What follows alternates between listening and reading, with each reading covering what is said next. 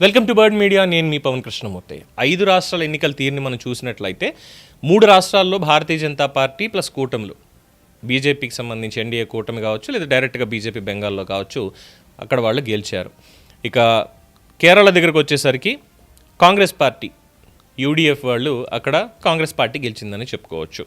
ఇక తమిళనాడులో హంగ్ అనేది వచ్చింది. అంటే విజయ్ కింగ్ కాదు, ప్రస్తుతానికి కింగ్ మేకర్. డైరెక్ట్గా ఆయనే ముఖ్యమంత్రి అయిపోతే దట్స్ ఓకే. అంటే 3 రాష్ట్రాల్లో బీజేపీ గెలుపు ఖాయమైపోయింది, అస్సాం అండ్ వెస్ట్ బెంగాల్. ఇక పుదుచ్చేరి కూడా ఆల్మోస్ట్ ఎన్డీఏ కూటమికి సంబంధించిందే ఉంది అనేది అందరికీ తెలిసిందే. ఆఫ్టర్ దట్ తమిళనాడు ఏం జరుగుతుంది?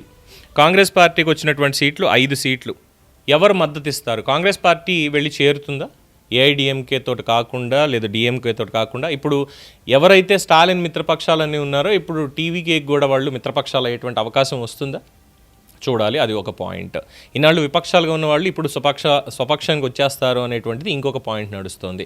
సో ఎవరైనా సరే మద్దతు ఇవ్వాలి అనుకుంటే దానికి వాళ్ళ డిమాండ్లు అవనివ్వండి, ఇంకోటి అవనివ్వండి, డిఫరెంట్ థింగ్. అయితే ఒకవేళ ఏఐడిఎంకే తోటి కలిసి వెళ్ళాలి, వాళ్ళు ఉండాలి అనుకుంటే, పళనిస్వామితో ఉండాలి అనుకుంటే, పళనిస్వామి బీజేపీతో పొత్తు తెంచుకొని వెళ్ళి టీవీకే తోటి కలవాలి. లేదు డైరెక్ట్గా వాళ్ళిద్దరూ పొత్తు పెట్టుకోవాలి. లేదు చంద్రశేఖరన్, వాళ్ళ తండ్రి చంద్రశేఖరన్ గారు ఇచ్చిన స్టేట్మెంట్ ఏంటంటే కాంగ్రెస్ వాళ్ళని ఆయన ఆహ్వానిస్తున్నారు. సో కాంగ్రెస్ వచ్చినప్పటికీ కూడా ఇప్పుడు విజయ్కు ఉన్నటువంటి సీట్లు చూస్తే 109 సీట్లు. 109కి కాంగ్రెస్ పార్టీకి వచ్చినటువంటివి 5 సీట్లు గెలిచారని అనుకుందాం. 109కి ఇంకొక 5 కనుక జోడిస్తే అయ్యేది 114. ఇంకా 4 సీట్లు, అంటే ముఖ్యమంత్రిగా అధికారాన్ని చేపట్టడానికి, ప్రభుత్వాన్ని ఏర్పాటు చేయడానికి కావాల్సినటువంటి మార్జిన్ ఇంకా ఉన్నది 4 సీట్లు కావాలి. మరి ఆ 4 ఎక్కడి నుంచి వస్తాయి? పిఎంకే మద్దతు ఇస్తుందా అంటే ఇచ్చేటువంటి అవకాశం లేదు. ఇంకా ప్రధానంగా ఉన్నటువంటిది డిఎంకే, ఏఐడిఎంకే. ఇక ఇండిపెండెంట్స్ దీంట్లో ఎవరున్నారు అనేది ఒక్కసారి మనం చూసినట్లయితే డీటెయిల్స్లోకి వెళ్ళి ఇండిపెండెంట్ల మద్దతు ఏమన్నా తీసుకుంటారా అనేది చూస్తే సిపిఐ వాళ్ళు, ఐయుఎంఎల్ వాళ్ళు 2 సీట్లు గెలుచుకున్నారు.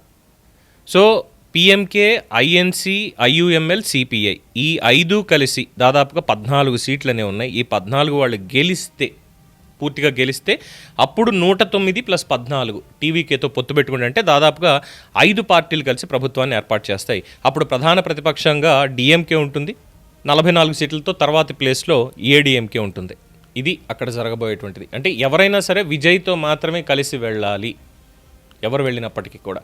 సో డిఎంకే, ఏడిఎంకేకి ఇప్పుడు ఒక అగ్ని పరీక్ష. డిఎంకే ఎలాగో కలవకపోవచ్చు, ఏడిఎంకే కలిసేటువంటి అవకాశం కూడా ఉండొచ్చు. బట్ సిపిఐ వాళ్ళు విజయ్తో కలుస్తారా లేదా, లేదంటే ఐయుఎంఎల్ కానీ కాంగ్రెస్ కానీ వీళ్ళన్నా వెళ్ళి కలుస్తారా, పిఎంకే ఏమైనా కలుస్తుందా అనేది మాత్రమే ఇక్కడ ఆశ్చర్యంగా ఉంది. సో ఏదేమైనప్పటికీ కూడా విజయ్ ముఖ్యమంత్రి కావడం ఖాయం, మిగతాది మాత్రం మిగతా వాళ్ళు చూడాలి. సో ఇది 5 రాష్ట్రాలకి సంబంధించినటువంటి ఎన్నికల సరళి. దీని మీద మీ అభిప్రాయం తెలియచేయండి. చూస్తూనే ఉండండి ది బర్డ్ మీడియా.